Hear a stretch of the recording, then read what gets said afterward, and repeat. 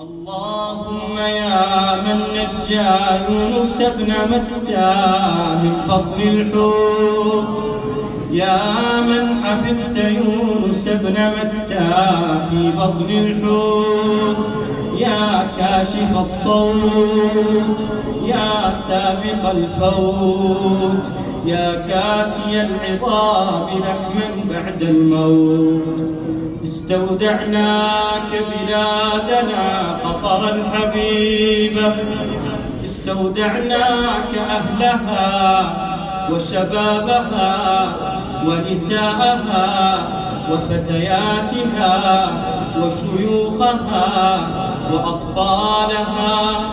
اللهم إنا نستودعك أراضيها وخيراتها وبرها وجوها وبحرها، فاحفظها يا حافظ الودائع يا أرحم الراحمين.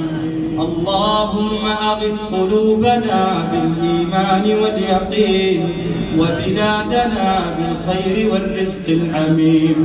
اللهم من أراد قطرنا بسوء فاجعل كيده في نحره، واجعل تدبيره تدميرا عليه، وشتت شمله وأرنا فيه عجائب قدرتك يا أرحم الراحمين.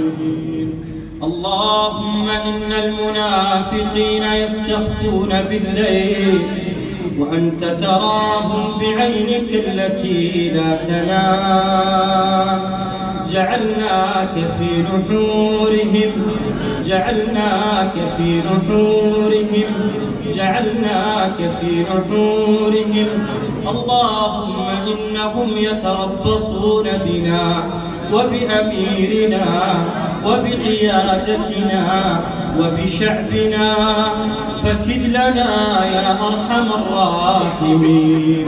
أنت ناصرنا وأنت حافظنا وأنت مغيثنا وأنت راحمنا، لجأنا إليك، لجأنا إليك، لجأنا إليك، فأدم علينا نعمة الأمن والإيمان والأمان.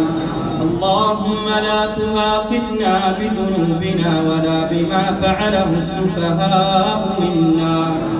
اللهم وحد كلمة خليجنا، اللهم وحد كلمة خليجنا على الخير، اللهم اجمعهم على الخير، اللهم اجمع شملهم، اللهم اجمع كلمتهم، اللهم وحد فرقتهم، اللهم نجهم من المتربصين في الديار، اللهم نجهم من المتربصين في الديار ومن طوارق الليل والنهار يا أرحم الراحمين. اللهم انصر دينك وكتابك وعبادك الصالحين.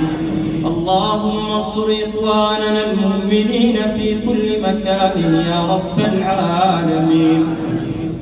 اللهم لطفك بأمة محمد يا مغيث المضطرين.